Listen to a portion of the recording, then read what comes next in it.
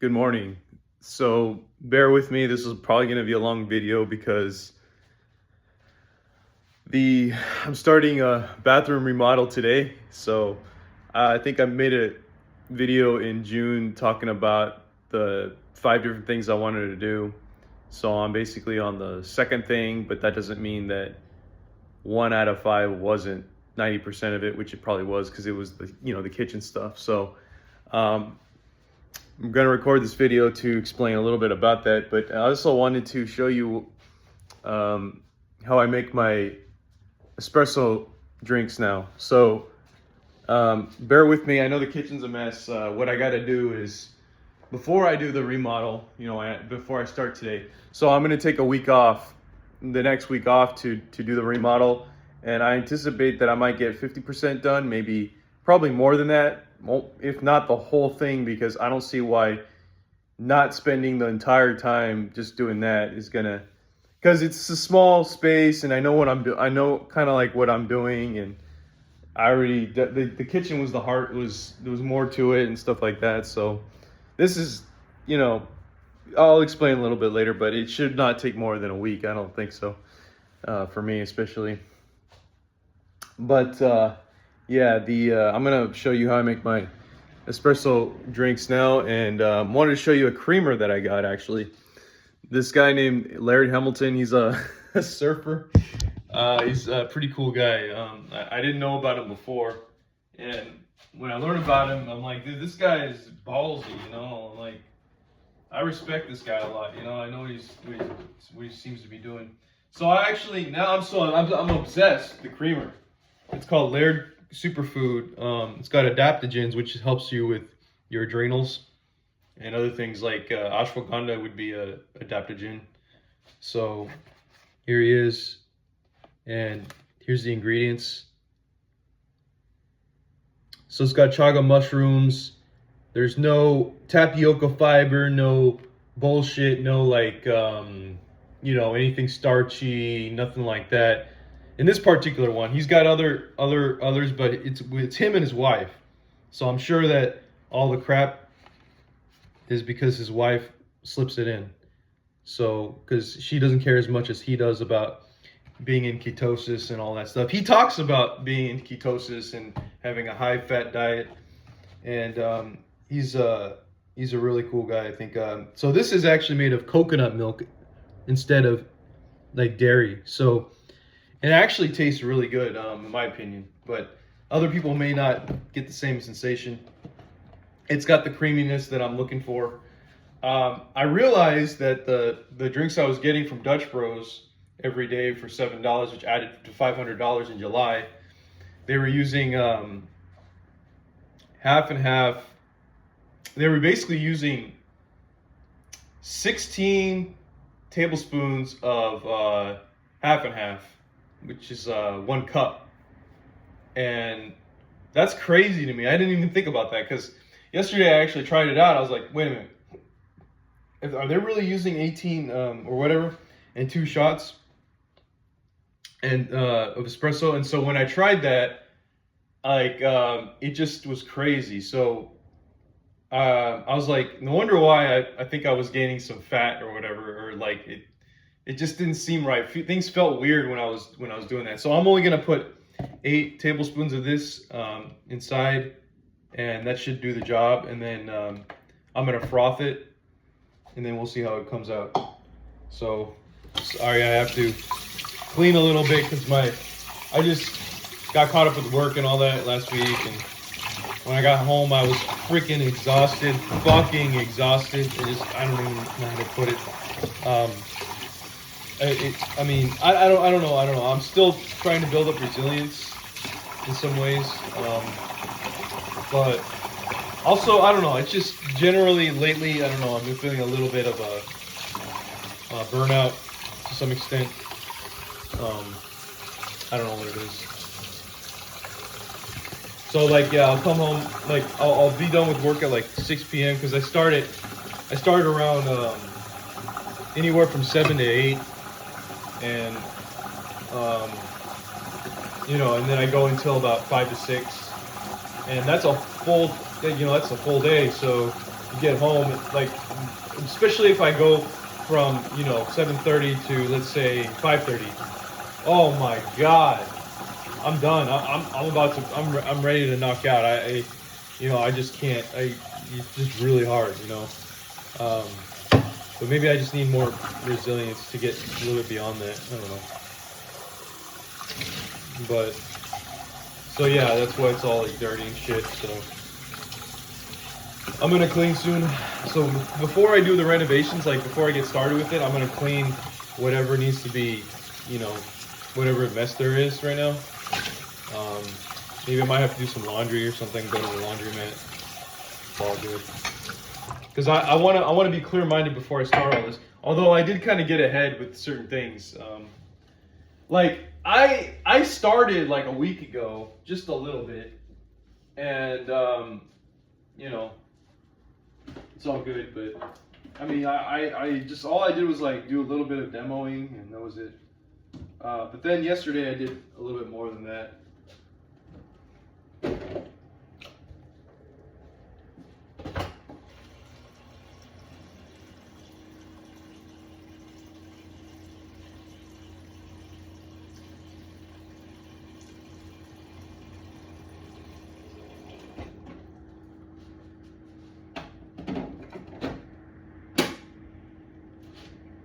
So for now, I'm gonna stick with one shot of espresso, and then I'm gonna see if that's good. But and I've been using this. I had Lavazza for a while, and then I ran out of the whole thing because this is what I've been using for coffee. I don't get it out anymore. So Cafe Bustelo, and so I just put it inside there, and then yeah, this is pretty fresh.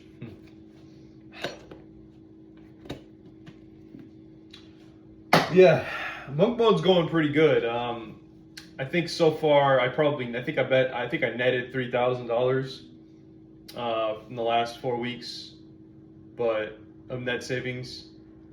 But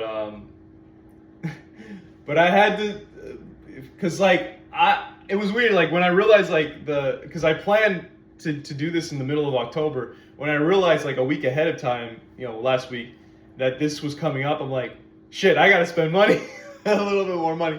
And I told someone that I'm like, I probably only have to spend about $700 left, but to do the job, or you know, to be able to do the job, to have the materials to do the job and all that. But you know, yeah. So I'll just show you how I make this concoction of you know, espresso. Let me just weird. I put some monk fruit in it, but not too much. I usually put more pure erythritol, because I don't know. There's just something about, and the I was putting allulose in there, but I'm out of allulose, and I don't want to go back to the store and I was out there last night. Oh shit. Anyway, but the erythritol, the great thing about erythritol is I mean it's not as sweet, but maybe the thing about the monk fruit is versus the erythritol, I don't know. I think it's just, I don't know. I think if I put too much monk fruit, it's just like I can't taste everything else. Maybe it's just too sweet. Maybe that's what it is. But the erythritol, it's not as sweet, but you still get that effect. It still kind of tastes like it. So I put that in there. I also use this for the coffee because it kind of gives a vanilla bean frappe feel to it. It's a pure vanilla flavor. It's got organic glycerin, water, organic vanilla bean extracts. It's from Trader Joe's. So I put a tablespoon of that inside. And as far as I know, there's no sugar in it. Glycerin isn't. I mean, because you look up glycerin, it says glycemic index is 0, so it probably doesn't have sugar. You know. But yeah, I'm just gonna put the espresso shot in there. So I just take this thing doesn't have any left right now, so I'm good. I'll just put it inside. I just like wipe it off and then whatever. Then I put it on there.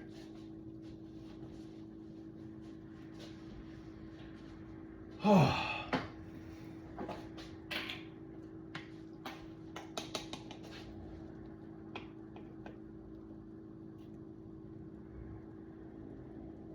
And then I smash it.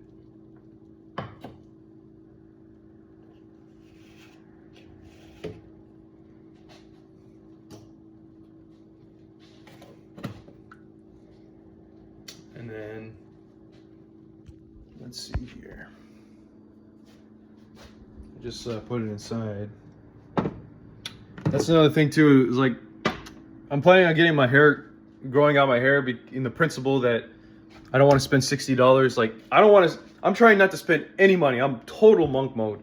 Like, anything, like Lealulo's thing, I'm like, no, you can't spend the money because you're in monk mode. You gotta just be, you know, just focus on doing things that are free, basically. And it's kind of interesting because I do have to spend money on the renovations, so I have to make exception for that. I don't have any other choice. because then I'm actually, like, in principle delaying getting the rent later on, you know, like that I can be getting. It's an opportunity cost, like, by far, you know, because I want to rent this out as soon as possible. So it's just a matter of me finishing all those stuff, you know, so now I'm like 60-70% there in total, you know. More like 70. All right, so I'm gonna put this on. So I just put it in there, and then I put it on for about 20 seconds. Probably needs more than that. I'll put 22. So when it starts, and then once it starts to drip, I start to put the timer on. So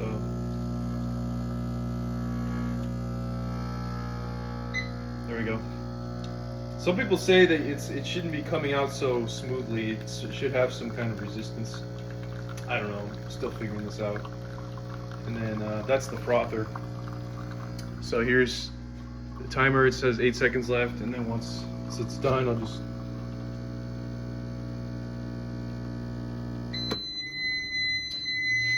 Okay, cool.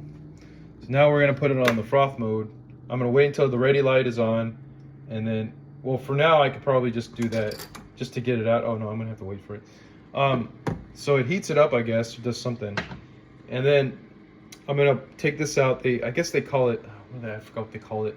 But you're basically just, before you put it in, not this, but the milk in, you have to basically turn it on so that some of the excess water or whatever comes out. So that's what I've been doing. And then let me show you how I get the milk. It's not milk, but so I use a measure because I don't want to screw this up. And then let's see. I use a cup like this. Yeah, this one, the magic bullet stuff. And I'm gonna use this up first because it's almost gone. 1, 2, 3. Maybe I won't count that one.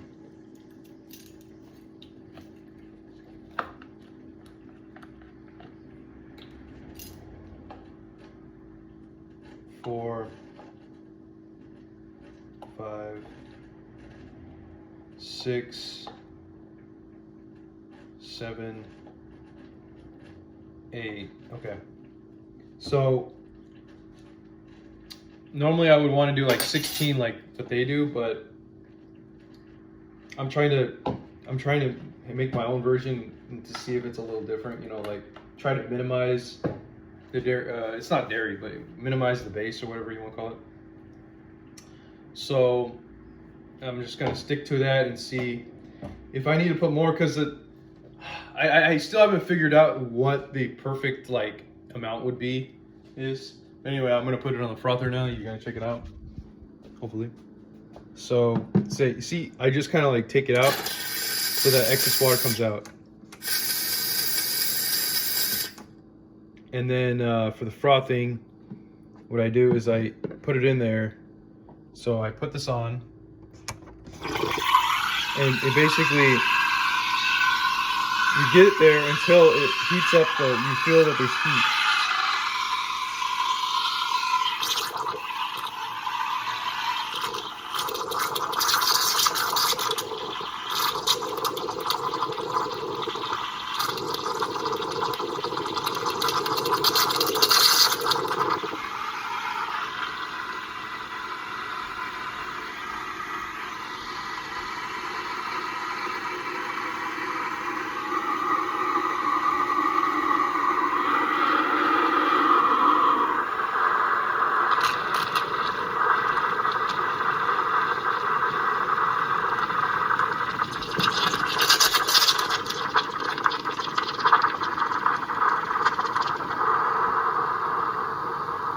I think it's done.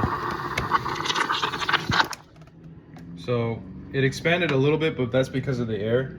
And it has a little bit of a foam thing to it. So they do this thing where they like back it up with a spoon or something. And while they pour it, so I'm just gonna do something similar, I guess. Like I have some, I can use a flat surface, like sort of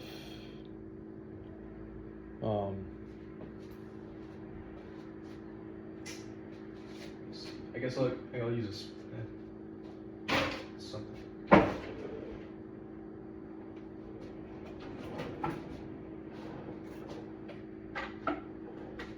I don't know if it's like this random spoon thing. So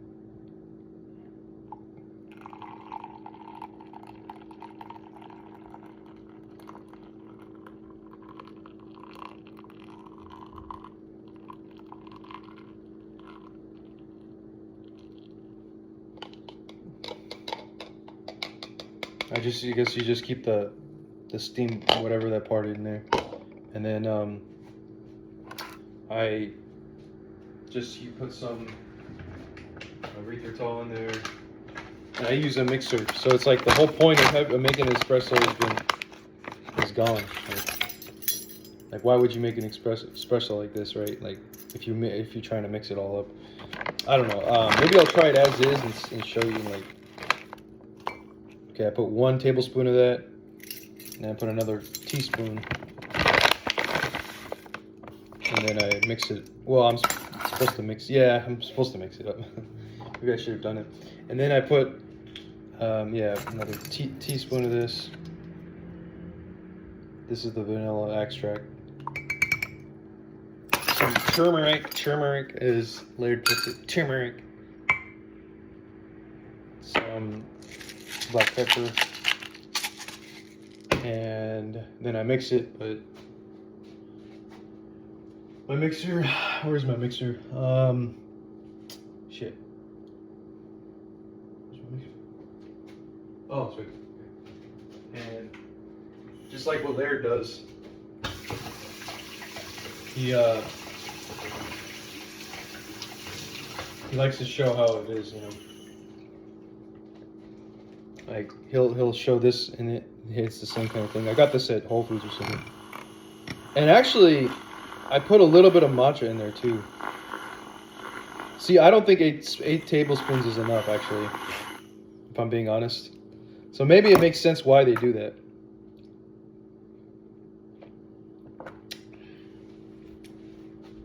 That tastes good.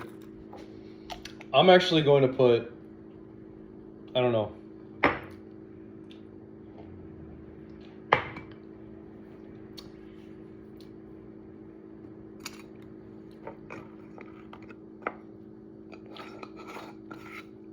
That tastes pretty good.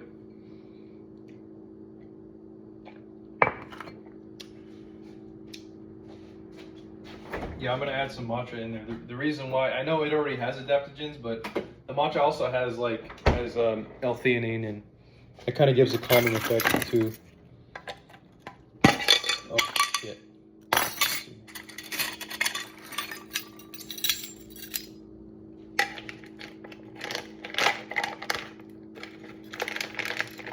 Organic. So I think that wasn't enough milk, or enough. I'm gonna put 4 more tablespoons. I'm not gonna froth it. It's because I really haven't figured out the best like way to make this. And I was using macadamia milk instead, like instead of, I would have 4 tablespoons of macadamia milk. So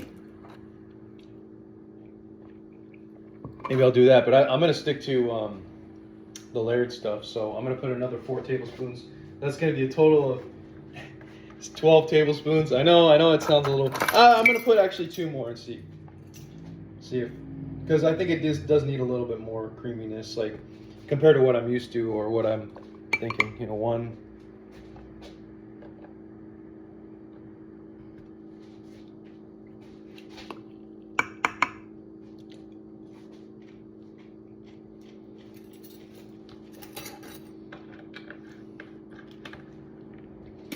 So I put 2 more in there. It does seem a little bit more light. Yep, that did it, I think. So I don't need 12. I think 10 is perfect. Wow.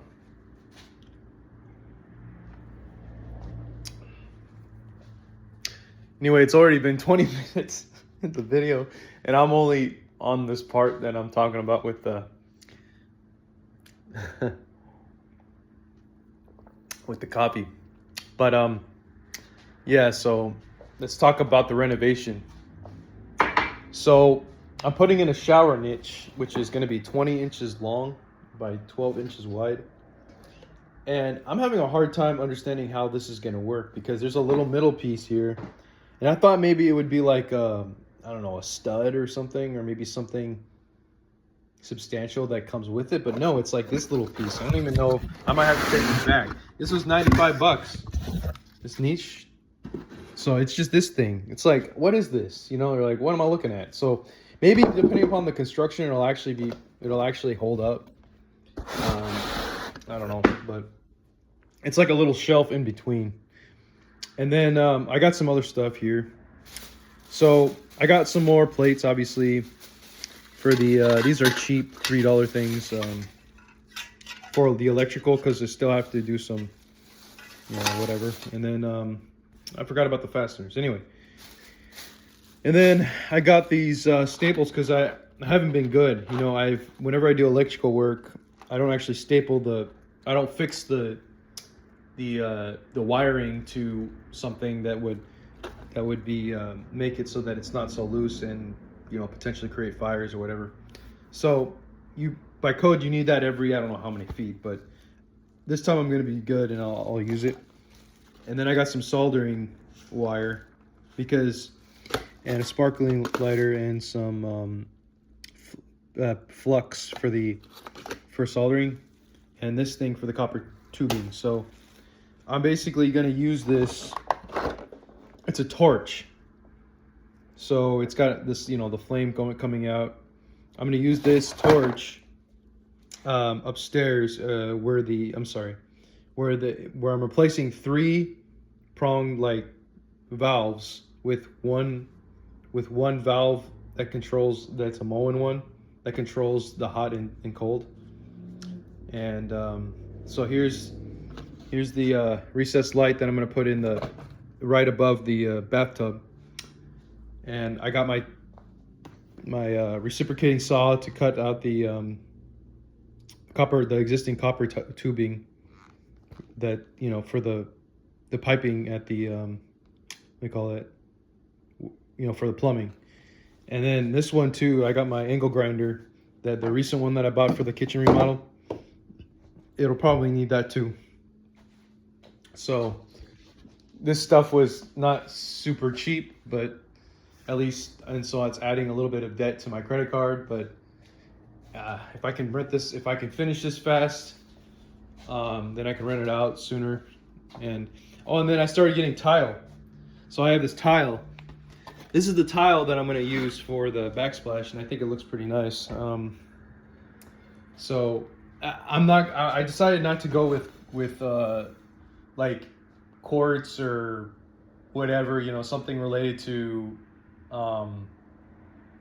like marble or something, because I was thinking about getting marble for the backsplash of the shower, but I kind of want to contrast it with everything else because I already put too much white here, I think. And when you go upstairs, it's like the flooring that I put in is also white, which was kind of a mistake because the material is polished porcelain, and so anybody can slip. But as long as you have a rug in there, you're good. So it's going to contrast it because normally this would be like the floor. So this, I'm going to put the tile on the backsplash, and it's going to look pretty nice, I think. It's going to contrast with everything else, I think. Anyway, and then let's see. That's probably going to take the longest time, the tiling, because you have to be extremely careful about how you stack it up, and I'm not very experienced with that. Yeah, I had a hard time with with the backsplash here, so we'll see how it goes. And especially since you have to be really skillful using this, the niche. I mean, I don't know. I have to look some stuff up to see how it works 100%. But oh, here we go. All right, so let me show you some stuff. So far already, yeah, again, I have to clean up, but that's the first thing I'm gonna do is clean up. And so I started doing some of the work here. It's a pretty big mess right now, but I put the recessed light in there, but obviously there's no wiring yet. I'm taking down this back part. This is a fiberglass piece of shit, is what I would call it. And we'll see what happens. This is what I'm talking about. So I'm gonna basically replace that.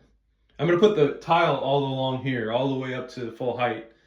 And I'm gonna replace those 3 prongs that you see here with one that can, yeah, like main twisting one. And also replace the top there.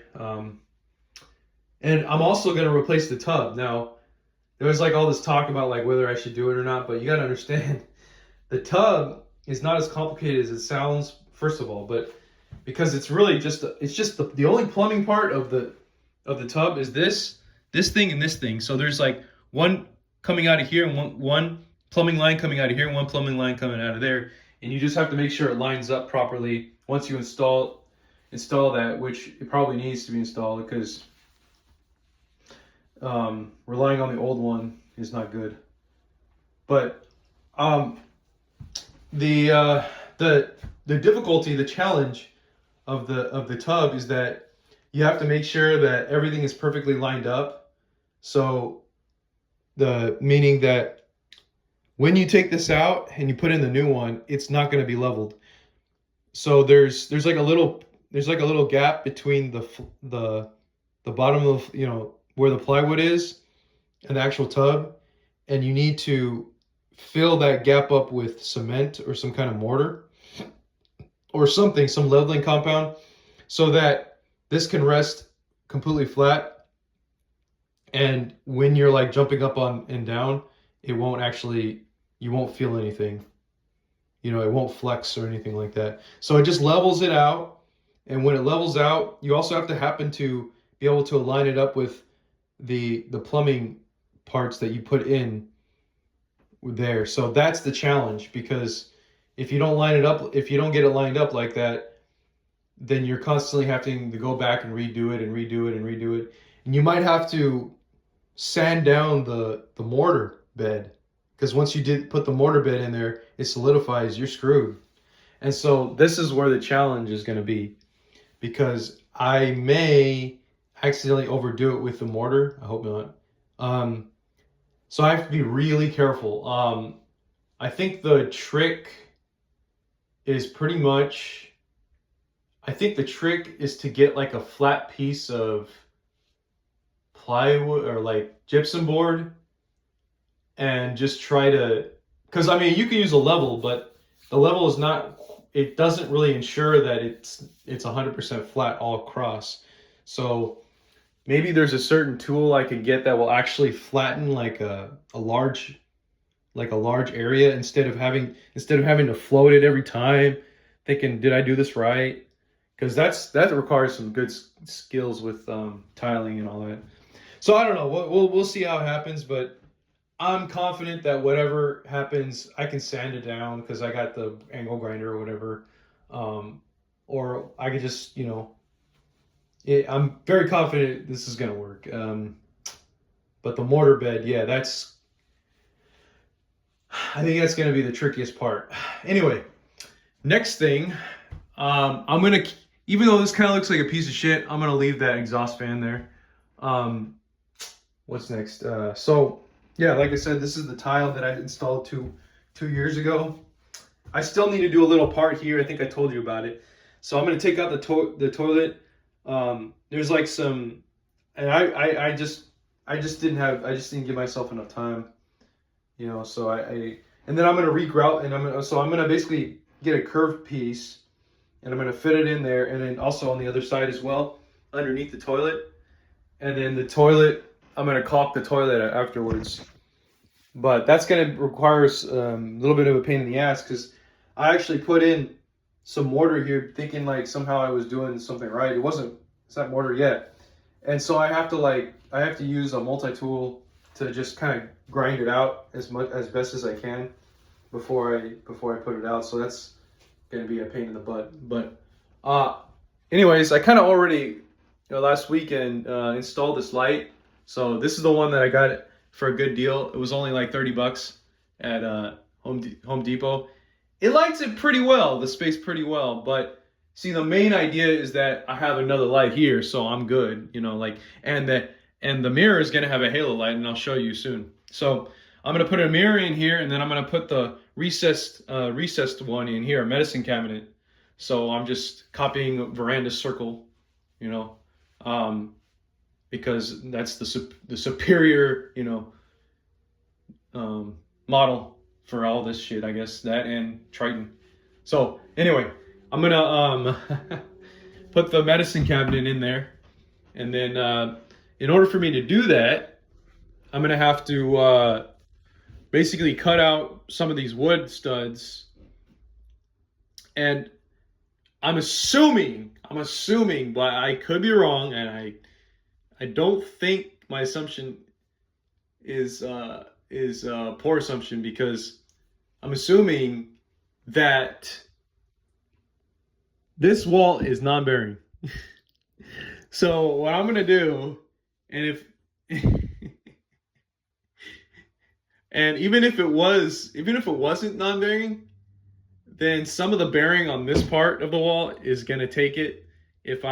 So basically what I'm doing is I'm gonna cut out the stud, so that I could fit the medicine cabinet in, and then screw it to the side of another stud. So basically, that stud is going to be reinforced by another piece that I would put in.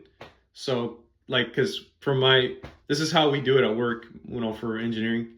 You put in some kind of flat piece or something to reinforce the wall so that it won't fall down or whatever. So it's not just there for no reason. So it's even if it's non-bearing, I think we're all good because it's such a small area of the non-bearing wall. The only exception would be, of course, if it happens to rely on this one stud, which wouldn't make any sense because if I take more of the drywall out, I will guarantee you that this is still 1.5. This is just going to be a 2x. It's not like 4x4 or 4x6, whatever. I'd be more concerned if it was a column, that's taking all these loads, but taking all that load, but it's probably not. So yeah. So what I'm gonna do is, for that halo light, it requires an electrical source. So unfortunately, even though this wire is exposed, right, this is only wiring for the switch. So if you go over here, the switch is this one here, right?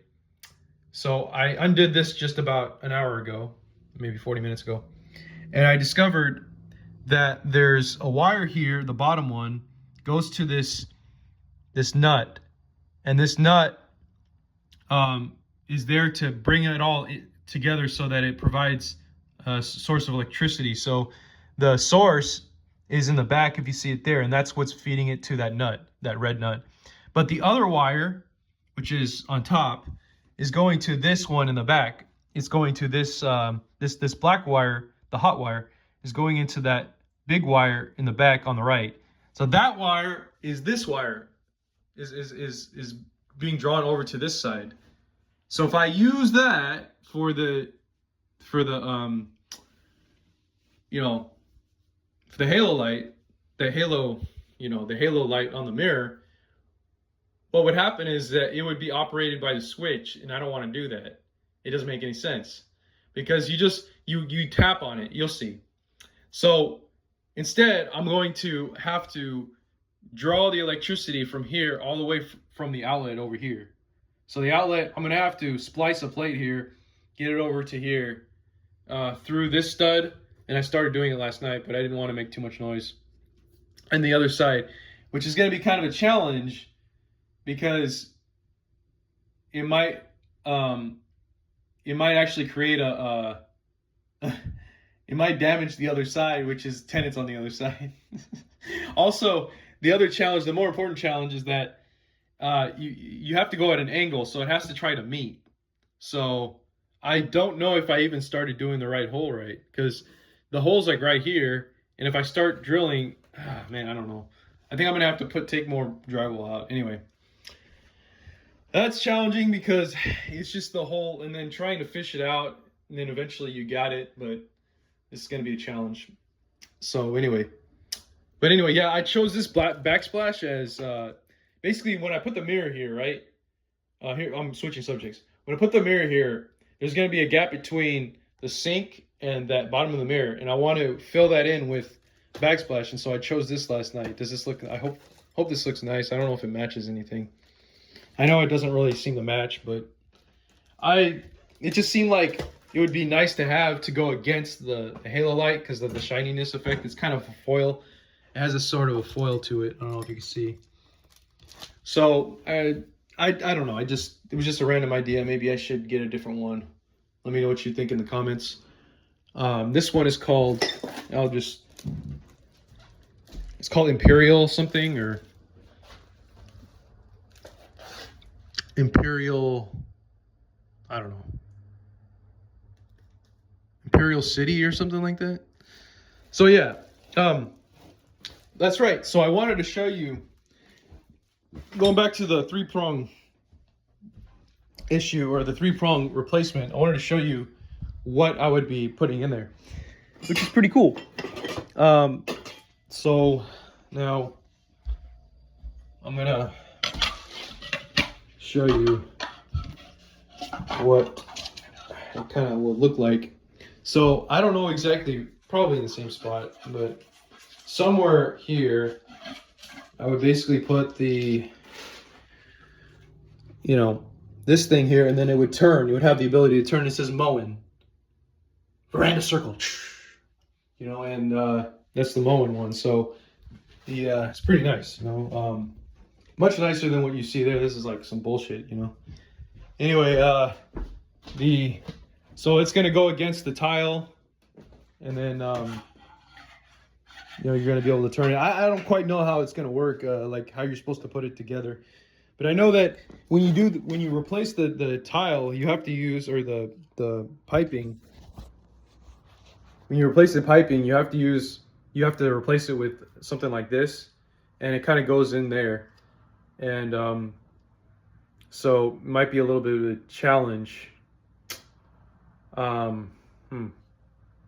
don't know how it's going to work 100%, but all I know is that you have to cut out the copper tubing and you have to do soldering on it. So that's why I got the torch to work on it. So I'm going to have to use the flame on that. You'll probably see, I might even show you how I do it in subsequent videos, just to put it somewhere and then you can see.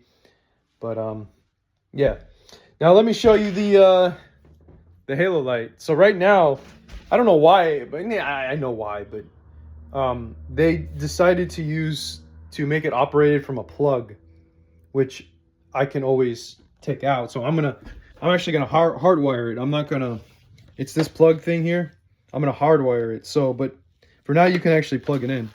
So I'm just gonna show you what it looks like. I got it off of Amazon, so it wasn't too pricey, but let's see. So we have this halo light here, and you could press this.